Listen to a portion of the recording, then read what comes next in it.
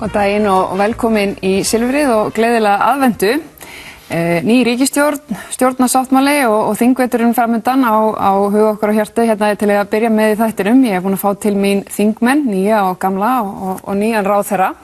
Á eftir ætla ég að fá til mín fyrirverandi þingmenn. Við ætlum að fara yfir það sama og líka aðeins eflingu Alþingis og svona hvað aðeins ofan í þeirra reynslu og hvað þeim finnst í baksýnisspeglinum þurfa að gera til þess að efla þingið. Nú, í síðasta hluta þáttarins ætla ég að sýna viðtal sem að ég tók á dögunum við konu, mjög merkilega konu, að nafni Anne-Marie Engtoft Larsen. Hún er sérfræðingur hjá Alþjóða efnahagsráðinu, eða World Economic Forum. Hún var hérna á landinu, á vegum BHM, að ræða hina svokölluðu fjórðu iðnbyltingu sem að stefnir að ógnarhraða í átt til okkar og hvaða áhrif hún mun hafa á líf mannkynsins hér á jörðinni. Við byrjum á vettvangi dagsins. Þau eru komin til mín Svandís Svavarsdóttir, nýr heilbrigðisráðherra, Áslaug Arna Sigurbjörnsdóttir, varaformaður Sjálfstæðisflokksins, Guðmundur Andri Thorsson, þingmaður Samfylkingar og Gunnar Bragi Sveinsson, formaður þingflokks Miðflokksins. Velkomin öll sömul. Takk. Svandís, byrja óska þetta hamingju með nýtt embætti. Takk. Þetta var gengið svona upp og ofan hjá Vinstri grænum, þessi myndun ríkisstjórnarinnar. Fréttir herma að alltaf 200 manns hafi sagt sig úr flokknum og þó hafi, svo sem komið fréttar því nú nýlega, að einhver hafi skráð sig í flokkin hreinlega eftir þessa ríkisstjórnarmyndun. Þú talaður það fyrir cirka ári síðan að samstarfi Sjálfstæðisflokkin væri afleitur kostur. Hvað hefur breyst og hvernig líst þér á þetta nýja samstarf? Það sem að hefur breyst fyrst og fremst að síðan hafa verið tvennar kosningar og Sjálfstæðisflokkurinn fer ekki mjög sterkur í gegnum þessar kosningar, þannig að það má segja að svona nálgun Sjálfstæðisflokksins er önnur í ljósi veikari stöðu hans. Það auðvitað skiptir málið varðandi samtalið við borðið. Það sem að hefur líka breyst er það að við erum að horfast í augu við það að það er mjög mikið, það er óvenjuleg staða í þessu pólitíska litrófi. Við erum með 8 flokka núna eftir þessar kosningar. Við urðum að hugsa svolítið skapandi hugsanir í ljósi þessa að fyrsti kostur okkar sem var fráfarandi stjórnarandstaða var ekki mögulegur. Að þá urðum við að hugsa sem svo, kannski komið að því að við einhendum okkur í það að mynda breiða ríkisstjórn frá vinstri til hægri tiltekin verkefni. Og það má nú segja frá því hér að planið var að skrifa stuttan og einfaldan stjórnarsáttmála, en svo er það þannig þegar Vinstri grænum er hleypt að tekst að gera það, þá endar það nú iðulega þannig að það verður meira en minna þar. En að öllu gamni slepptu að þá var það töluverð áskorun og líka fyrir okkur í VG, það er alveg hárrétt, vegna þess að pólitík snýst líka sjálfsmynd og snýst það hvar maður skipar sér í hópi og með hverju maður stendur og hverju maður lítur á sem sína helstu viðmælendur eða andstæðinga eftir atvikum. Þannig að þetta hefur tekið heilmikið á, það tekur mikið á í okkar baklandi og í okkar þingflokki og svo framvegis. Ég er mjög sannfærð að þetta sé til gæfu, fyrst og fremst fyrir land og þjóð. Og það er auðvitað þegar allt kemur til alls okkar stærsta verkefni, það er það að vinna vinnun okkar og taka höndum saman að gera góða hluti fyrir Ísland. Og að því að þú nefndir það hérna með að efla Alþingi sem að þú ætla kannski að taka hérna seinna í þættinum, að þá var svolítið komið að okkur, þá fannst mér og okkur að setja í stjórnarsáttmála það sem við höfum verið að tala fyrir í stjórnarandstöðu. Það er að segja að hverfa frá þessari nálgun með að meirihlutin ráði alveg sama hvað og að við segðum sem svo þingið á að njóta meiri styrks og meiri stuðnings þannig að það geti rækt sitt hlutverk óháð stjórn og stjórnarandstöðu. Í stjórnarandstöðunni á öllum tímum mjög mikil þekking og reynsla sem á að nýtast. Það er ekki svo að kjósendur stjórnarandstöðuflokkan eigi ekki tilkall til þess að þeirra raddir ná að heyrast. Þannig að það er það sem við vorum að reyna að ná utanum með þessari nálgun og líka náttúrulega með formlegum auknum styrk fyrir nefndastarf og svo framvegis. Og mikilvægast af öllu, eitt er löggjafarstarfið en annað er að allir þingmenn geti rækt þá skyldu sína að veita framkvæmdarvaldinu, ríkisstjórninni aðhald.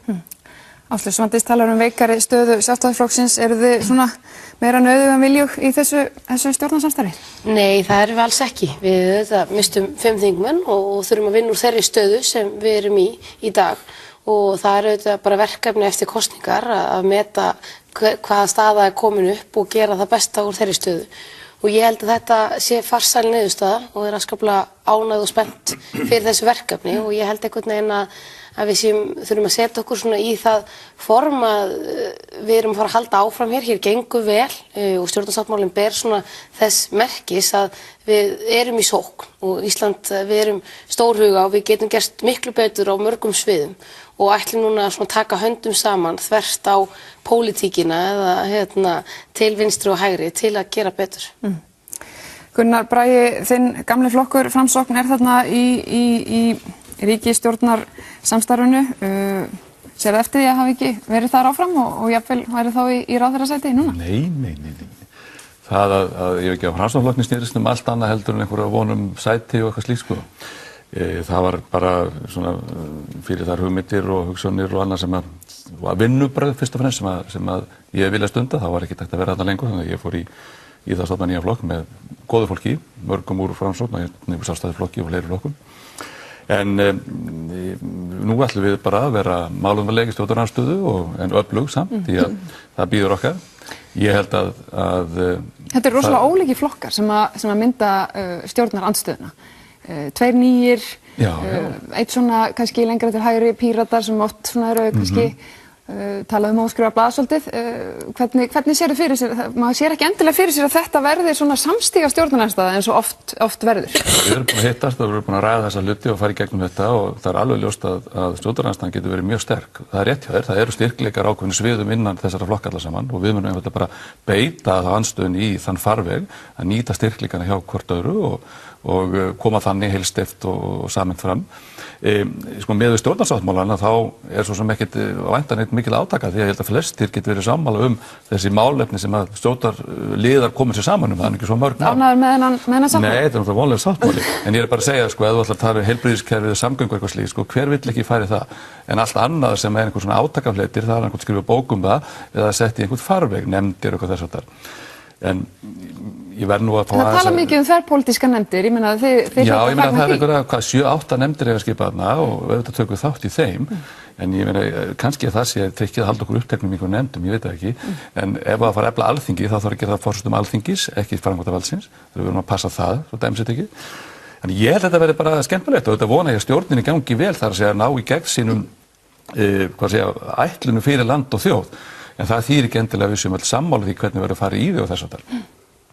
Mér langar aðeins að stríða hans Svandísi vinkonu minni því hún sagði fyrir nokkrum árum að Sjálfstæðisflokkurinn þyrfti að fá frí frá völdum hann er búinn að vera við völd síðan og nú er Vinstri grænir sem að halda honum við völd þannig að þegar það var tækifæri að mynda annars konar stjórn en Sjálfstæðisflokkurinn einhvern veginn virðist bara vera við völd og það þarf þá að fara í einhverja aðra vegferð ef við vilja breyta því, það er ekkert að treysta Vinstri grænir allavega, kannski Samfylkinguna. Já, Guðmundur Andri, þú ert að ganga inn í nýtt hlutverk stjórnarandstöðuna og þingmennskuna tekur undir þessa gagnrýni Gunnars Braga á ríkisstjórnina og þennan nýja sáttmála?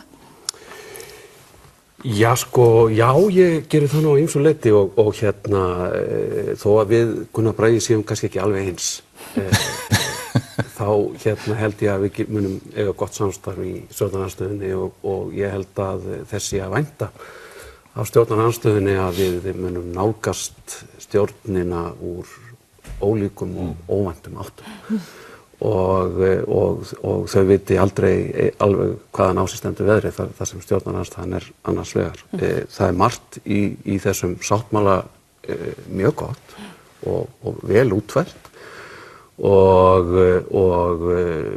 við í Samfylkingunni og held ég almennt í stjórnarandstöðunni munum reyna að greiða fyrir góðum málum og styðja öll góðum mál. Aðeins varðandi þessa stjórn og stjórnarmyndun og styrk Sjálfstæðisflokksins og þetta saman, þá hefur það náttúrulega margótt komið fram á okkur í Samfylkingunni fannst þetta ekki fullreynt með að mynda ríkisstjórn fleiri flokka sem að héldi Sjálfstæðisflokknum utan við ríkisstjórn og það er alveg rétt, Sjálfstæðisflokkurinn kemur laskaður út úr tvennum kosningum en ég veit ekki hvort að þess sér alveg stað nægilega í þessu stjórnarsamstarfi. Þeir fá þarna, Sjálfstæðismenn fá mjög viðamikil og sterk ráðuneyti. Þeir fá fjármálin og dómsmálin og utanríkismál og þeir fá líka fram Skattastefnu Sjálfstæðisflokks eiginlega ráðandi þarna í þessu plaggi með þessum áformum skattalækkanir og þannig að mér finnst í rauninni styrkur Sjálfstæðisflokksins furðu mikill í þessu samstarfi.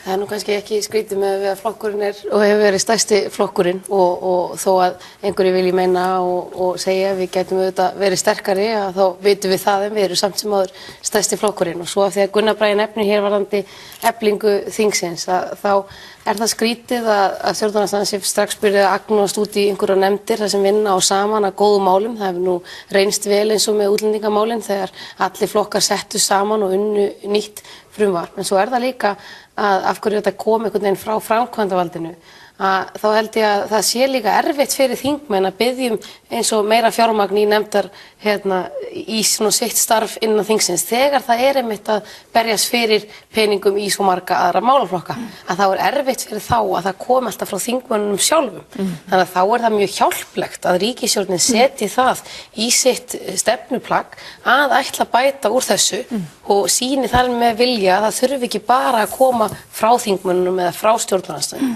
Af því það rosalega mikilvægt að bæði stjórnarandstaðan og svo aðri þingmenn hafi þessi tæki og tól í þinginu til að geta til dæmis sett sig almennilega inn í opinber fjármál og annað sem gerist í þinginu. Mér langar aðeins að fá að bæta við þetta af því að þarna erum við, ég sé fyrir mér hafandi verið þingflokksformaður í stjórnarandstöðu nokkurn skeið og þá ég að reyna að miðla þeirri reynslu og koma henni til framkvæmda með því að segja sem svo að við viljum, þessir 3 flokkar sem eru stærstu þingflokkarnir á Alþingi, það sem að við viljum þá gera það að segja í stórum málaflokkum þá dugar ekki lengur á Íslandi að við séum með stefnumörkun sem að lifir ekki af kosningar og nýja ríkisstjórnir. Við getum ekki verið í stórum málaflokkum, ég nefni til dæmis orkumál, þar sem við eigum enga orkustefnu á Íslandi. Ég nefni nýsköpunarmál, ég nefni málefni 4. iðnbyltingarinnar sem hér hefur verið vikið að. Öll þessi mál eru þannig það ótækt í lýðræðissamfélagi þar sem eru svona margir flokkar á þingi að segja að þetta bara viðfangsefni ríkisstjórnarflokkanna. Það bara ekki boðlegt og það ekki lýðræðislegt að gera það þannig. Og það er ákveðin pólitísk áhætta í því að gera það með þeim hætti og segja sem svo kynni það þá að enda þannig að stjórnarandstaðan næði undirtökum í einhverju stefnumótun. Ég segi þá það bara fínt. Ef það betna þá á hún að ná fram að ganga. En það óvenjulegt, þetta öðruvísi nálgun heldur við höfum verið með undanfarin ár og þess vegna finnst mér að þætti gott að heyra betri undirtektir gagnvart þessu en ég meina þetta bara eitthvað sem við verðum að sjá hvort virkar og hvernig, kannski í einhverjum að þessum nefndum, kannski einhverjum ekki en þetta mín trú að það sé mjög mikilvægt fyrir þingið og fyrir þingræðið í landinu að það sé ekki bara framkvæmdarvaldi sem að ákveður hvað sé á dagskrá og þingið þurfi síðan að vera með og á móti eftir því hvorum megin hryggjar þingmennirnir eru. Mér langar að spyrja ykkur aðeins út í, ég ætla aðeins bara þegar við höfum ekki nógu langa tíma, mér langar aðeins að fara meira inn í málefnasamninginn. Þannig svona tæpir á mjög mörgu, loðin á köflum, bara eins og oft vil verða í þessu. Eru ýmsir sem eru búin að nefna að það sé mögulega kannski svona töluverð þenslu áhætta með við hversu mikið þá að framkvæma, mikið uppbyggingar áform, einskiptisgerningar, sækja fjármuni úr bankakerfinu og ráðast í þessa innviða uppbyggingu sem að öllum svo tíðrætt en kannski minna einhverja svona mótvægisaðgerðir, skattahækkanir eða slíkt. Hafið þið áhyggjur af þessu, Áslaug? Nei, ekki sérstakar. Þetta þarf alltaf að setja á oddinn það að gæta þess að þetta skapi ekki meiri þenslu. Að við gætum þess að þetta sé ekki bara aukin ríkisútgjöld, að við séum líka að nota peningin vel og hvar við getum gert betur. Og það nú líka, finnst mér í sáttmálunum að þetta ekki bara aukin útgjöld í alla þessa málaflokka, heldur líka aðeins að skoða hvernig við getum breytt kerfunum svo að við nýtum þann pening sem við erum að nota í þau betur. Þannig að ég bind mikla vonir við það með Bjarna Benediktsson í fjármálaráðuneytinu að þessu verði verði hlúið og svo auðvitað líka að halda áfram að greiða niður skuldir sem rosalega mikilvægt. Svandís, það talað hækkun fjármagnstekjuskatts, það talað hækkun kolefnisgjalds, en síðan mikið skattalækkanir líka. Ég meina þá ekki að færa þjónustunni upp, þá nema bókaskattinn, þá að lækka tekjuskatt og tryggingagjaldið. Þetta hlýtur að vera eitthvað sem þið kannski eru ekkit endilega neitt sérlega ánægð með. Við erum náttúrulega afar ánægð með hækkun á fjármagnstekjuskatti og okkur finnst það mikilvægt réttlætismál og sanngirnismál. Það er nú svo sem ekki flókið að geta sér þess til að þetta töluvert snúið samtal á milli þessara flokka skattkerfisbreytingar, en þær sem eru lagðar til eru þó til góðs tel ég vera. Þetta sem lítur að lækkun tekjuskatts í neðra skattþrepi, þetta hluti af samtalinu við vinnumarkaðinn og á í raun og veru algjörlega eftir að útfæra það hvar það endar og hver niðurstaðan verður í því. Önnur hlið á því lenging fæðingarorlofs sem gríðarlega mikilvægt jafnréttismál og mikilvægt samfélagsmál og beinir þá okkar sjónum að mikilvægi þess að við verðum að hætta að hugsa bara efnahagsþáttinn og við verðum að fara að huga meira að því að það þarf að ná hér